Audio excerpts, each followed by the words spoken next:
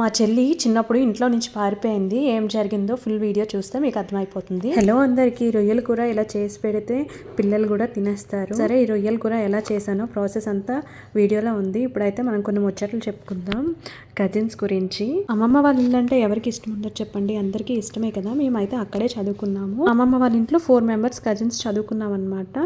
అయితే ఒక చెల్లి అయితే ఎప్పుడూ లేదు, వచ్చినా వాళ్ళ పేరెంట్స్తో ఉండి వెళ్ళిపోయాను అనమాట. ఒకసారి వాళ్ళ చెల్లుంది ఉందాం అని చెప్పి వచ్చిందనమాట. సో ఇలా గేట్ అయింది. మార్నింగ్ అంతా బాగానే ఉంది, వాళ్ళ పేరెంట్స్తో లేకపోయినా సరే అని. మధ్యాహ్నం అయ్యేసరికి బెడ్ మీద పడుకొని ఇంకా స్టార్ట్ చేసింది. ఎవరికైనా ఏం గుర్తొస్తుంది? వాళ్ళ పేరెంట్స్ లేని వాళ్ళ పేరెంట్స్ అయినా గుర్తు రావాలి, వాళ్ళకి గ్రాండ్ పేరెంట్స్ అయినా గుర్తు రావాలి కదా. మా చెల్లికి కొత్తగానే వాళ్ళ ఇల్లు గుర్తు వస్తుందంటే, అండ్ వాళ్ళకి రైస్ మిల్ ఉంది అది గుర్తు వస్తుందంట. ఫుల్ ఏడ్చింది. ఏం కాదులే, రేపు వెళ్ళిపోదాం, ఈ టైం అప్పుడు ఏమి ఉండవు కదా. అప్పటికే ఈవినింగ్ అయిపోయింది. ఆ రోజుల్లో ట్రాన్స్పోర్ట్ అంతగా ఉండేదా చెప్పండి? ఉండేది కూడా కాదు. సో వెళ్ళిపోదాంలే అని చెప్పామన్నమాట.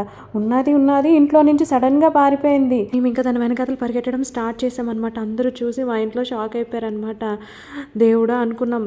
మా నలుగురం దాని వెనకాతలు పరిగెట్టినా సరే దాన్ని క్యాచ్ చేయలేకపోతున్నాం అనమాట. అంత ఫాస్ట్గా పరిగెడుతుంది. ఎంత దూరం పరిగెట్టిందంటే, మా ఊర్లో గడ్డ ఉంటుంది, గడ్డ అవతల అని పిలుస్తారనమాట, అక్కడికి వెళ్ళిపోయింది. వరిసేను కోత అవుతున్నది అనమాట. కరెక్ట్ టైంగా వీళ్ళ ట్రాక్టర్ వచ్చిందనమాట. అక్కడికి వస్తే అప్పుడు అక్కడే మా అమ్మమ్మ మా తాతయ్యలు ఉన్నారు. ఇలా జరిగిందని చెప్తే అప్పుడు దాన్ని మా ట్రాక్టర్ మీద మా ఊరు పంపించేశారనమాట. ఇలా జరిగింది. మీ కజిన్స్లో కూడా ఇలాంటి స్టోరీస్ ఉంటే నాకు కామెంట్ సెక్షన్లో కామెంట్ చేయండి. అండ్ నా వీడియోస్ కనుక నచ్చినట్టయితే please like, share and subscribe to my YouTube channel. Bye bye.